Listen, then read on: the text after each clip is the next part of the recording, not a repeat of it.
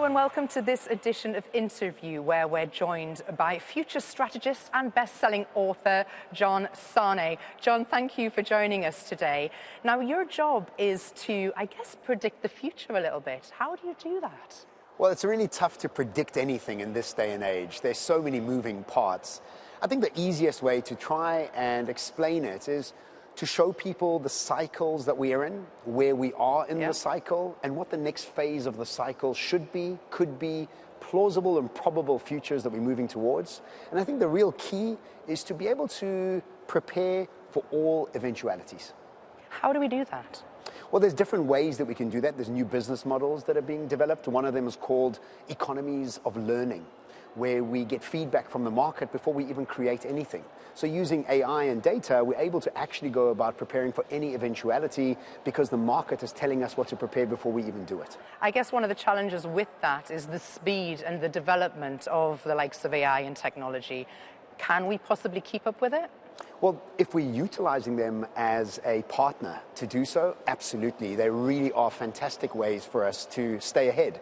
Many businesses that aren't utilizing AI and data are starting to see their market share being taken away right under their nose by businesses that are actually using AI and data. But the key is to build the business with AI and data at the heart of the business, not something that you're putting on top of an old school type of business model. You're here, and currently this week it's the Dubai Future Forum. What has that event been like, and why is it important to us moving towards the future? Well, it's incredible to get 400 of the top futurists in the world under one umbrella. And for us to be discussing the same challenges that we face and learning from each other, which I really don't think has been done that often. We're so lucky to be in Dubai to get this opportunity with the visionary ideas for these to come together. I think it's important because we have so many different markets that we're dealing with, and to be able to share the lessons from them makes us all better and more whole and ready to help the world get prepared for the future. Has it been a success? I think you said you had a bit of advice that you might give them moving forwards for the next edition. I think it's been a huge success. I think there was a missing piece, and I think there's always missing pieces as things are evolving. Yeah. I think the best way to describe it is Einstein, who had a great saying. He said, "You can't solve a problem from the same place that it was created." And we had lots of clever people in the conference, but we also have lots of clever people out there in the world. But we can't utilize that same level of intelligence to create new solutions because the new solutions require a new type of skill set.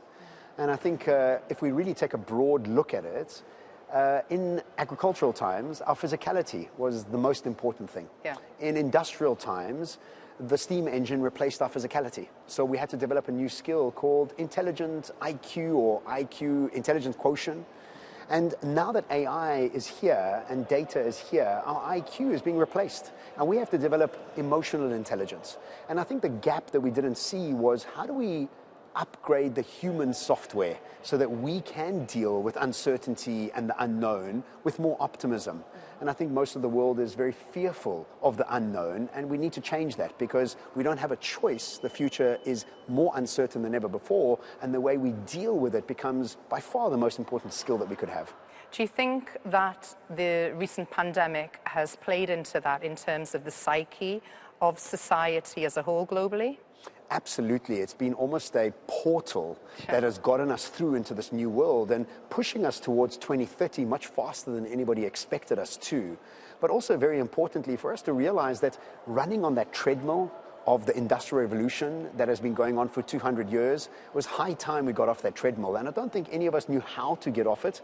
And the pandemic pause portal, or whatever you want to call it, really gave us the opportunity to seek out new ways to do things and to reprioritize many of our lives. So do you think we have seen a global shift, or is that still to come?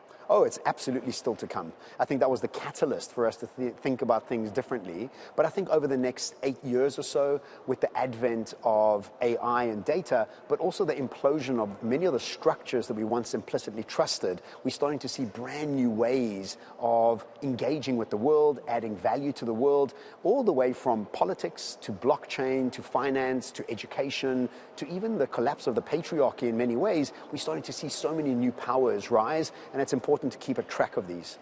Can we future-proof our future?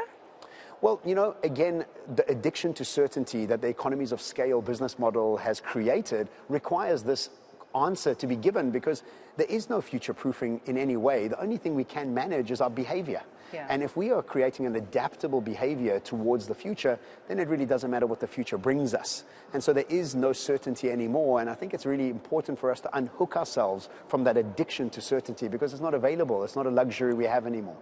While we're all craving and driving towards success, with that is going to come failure. How do you define failure?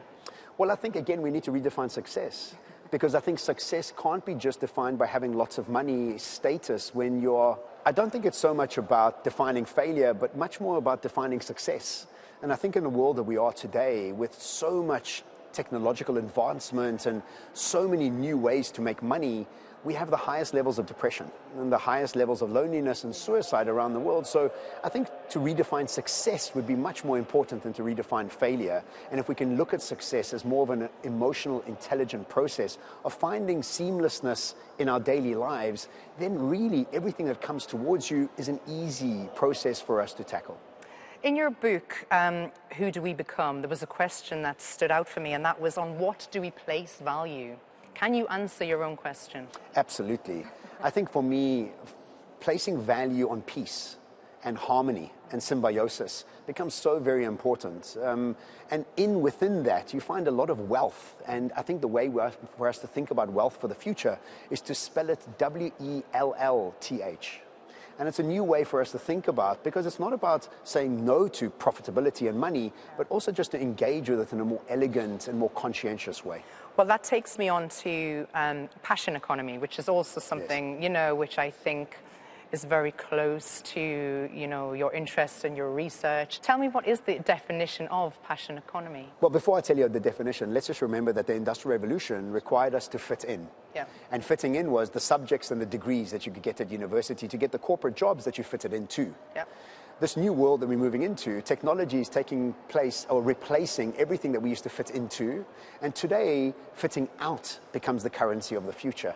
And so in order for us to fit out, what we need to do is access our own genius. And everybody has a pocket of genius over their heads. And once you access this genius, everything seems to change. Steve Jobs said it in his speech, his very famous speech at Stanford. He said, don't stop until you find what it is that you're here for. And when you do, you become a natural creator.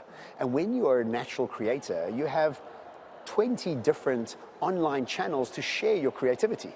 YouTube just being one of them, but now what you have is a $16 billion strong creator economy where you have individuals utilizing different technological platforms to make incredible levels of income on their own rules and terms. And so if you think about it, the old world was about having a job from 9 to 5, 5 days a week, and you have creators that work when they want, where they want, and how they want. And that level of freedom is what everybody really craves, but it's just about rethinking how we access and add value to the world. You said earlier that the future is obviously uncertain. What do you think will be the next big disruption? Well, I think AI. And I think the advent of AI, I don't think many of us understand exactly how quickly it's improving and how quickly it's becoming more and more intelligent. And I think this is both scary and exciting at the same time. But just like electricity changed every aspect of our lives, I think AI will change every aspect of our lives. And over the next 5 to 10 years, it will become ubiquitously attached to every single piece of our lives and make things really a lot more simple, and I imagine a lot more creative and free for ourselves. Well, never mind the next kind of 3 to 5 years. What does 2023 have in store for us? Well, I just think a continuous implosion of the world around us, more than anything else. And I think what we have to realize is that for anything new to be birthed, we have to see the implosion of the old. And we can see that economic situations around the world are not good. Political situations around the world are not good.